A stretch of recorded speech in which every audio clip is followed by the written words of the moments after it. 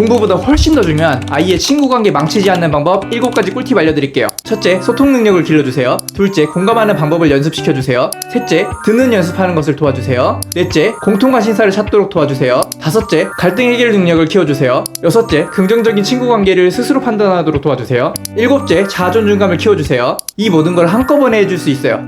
연습을 시켜주면 됩니다. 자신을 사랑하지 않는 아이는 친구 관계에서도 자주 상처받아요. 특히 다른 친구와 자신을 비교하면서 스스로 깎아내리는 경우가 정말 많죠. 아이가 나는 사랑받을 만한 사람이다 라는 자존감을 갖도록 도와주세요. 그리고 아이가 실수했을 때 결과를 비난하기보다는 노력 자체를 칭찬해주세요. 시험 성적이 좋지 않을 때 왜 이렇게 못했어? 대신에 네가 이번에 열심히 준비한 걸 난 알고 있어. 노력한 점이 정말 자랑스러워 라고 이야기해주세요. 또 친구와의 관계에서도 너는 친구들에게 좋은 영향을 주는 사람이야 라는 이야기를 자주 해주세요. 이런 자아존중감은 친구 관계에서 올바른 선택을 할 수 있는 힘이 됩니다. 아이가 좋은 친구와 나쁜 친구를 스스로 판단할 수 있도록 도와주세요. 에이, 좋은 친구 나쁜 친구가 어디 있어요 라고 생각할 수도 있겠지만 아이 스스로 좋은 친구를 판단할 수 있게는 해줘야 돼요. 아이에게 이 친구는 어떤 점이 좋아서 함께 놀고 싶어? 라고 묻고 좋은 친구의 특징을 스스로 생각해보도록 유도해보세요. 또 반대로 이 친구와 함께 놀 때 어떤 점이 힘들었니? 라고 물어보며 부정적인 관계도 스스로 인식하게 해야 돼요. 여기서 중요한 건 부모님께서 너무 간섭하지 않으면서도 아이가 올바른 판단을 할 수 있도록 도와준다는 거예요. 절대 하지 말아야 될 건 답을 정해놓고 물어보는 것과 공부 잘하는 친구로 대답을 유도하는 거예요.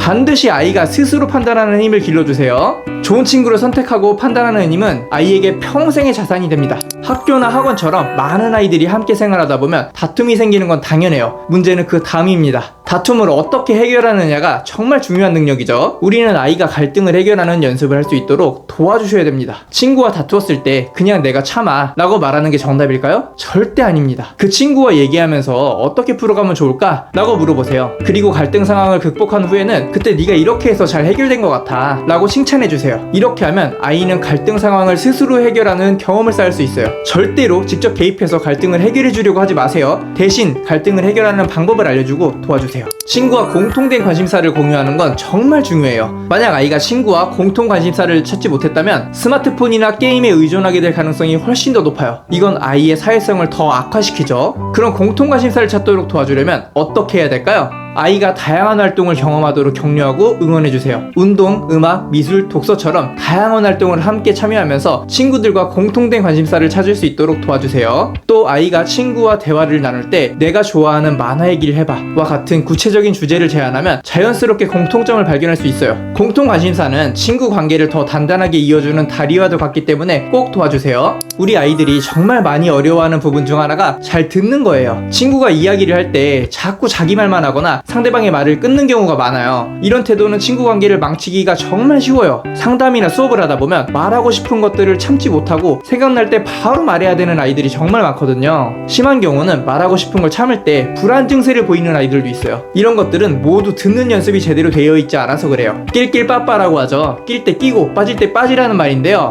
말할 타이밍이 아닌데 급하게 끼어들거나 본인 이야기를 끝내지 않고 계속해서 대화를 망치는 경우인데요. 이런 것들도 전부 듣는 연습이 되어 있지 않아서 생기는 일이에요. 아이에게 친구 이야기를 끝까지 들어주는 경청의 중요성을 가르쳐주세요. 가장 쉬운 방법은 대화 연습이에요. 가족끼리 대화를 할 때 지금은 네 동생 차례니까 끝까지 들어보자 라고 알려주세요. 그리고 친구 이야기를 들었을 때는 아 그렇구나 그래서 어떻게 됐어? 처럼 맞장구 치고 공감하는 연습도 시켜주세요. 잘 들어주는 친구는 모두에게 사랑받을 수밖에 없어요. 친구 관계의 가장 기본은 공감 능력입니다. 상대방이 기뻐하거나 슬퍼할 때 함께 느낄 수 있는 마음을 키워야 돼요. 사실 저는 MBTI에서 완전 강한 T 성향이에요. 한마디로 다른 사람들보다 공감 능력이 떨어진다는 건데요. 이런 경우 더 많은 공감 연습이 필요해요. 원래 이런데 어떻게 해요? 라고 손 놓고 있으면 절대 안 되고 아이가 다른 사람의 감정을 이해할 수 있도록 도와주셔야 됩니다. 아이가 친구와의 갈등 이야기를 할 때 그 친구가 그렇게 해서 너도 속상했겠구나. 그런데 그 친구는 왜 그렇게 행동했을까? 라고 물어보세요. 이렇게 연습하다 보면 아이는 상대방의 입장에서 생각하는 연습을 자연스럽게 할 수 있죠. 또 책이나 영화를 보면서도 공감 훈련을 할 수가 있어요. 주인공이 슬퍼할 때 왜 저 주인공은 슬퍼할까? 또는 너라면 어떻게 했을 것 같아? 라고 질문해보세요. 이 과정에서 아이는 더 공감하는 능력을 키워나가게 될 거예요. 특히 엄마와 아들, 아빠와 딸처럼 성별이 다른 경우에 집에서도 서로 공감이 되지 않아 불편할 수 있으니 서로 연습해봐도 좋아요.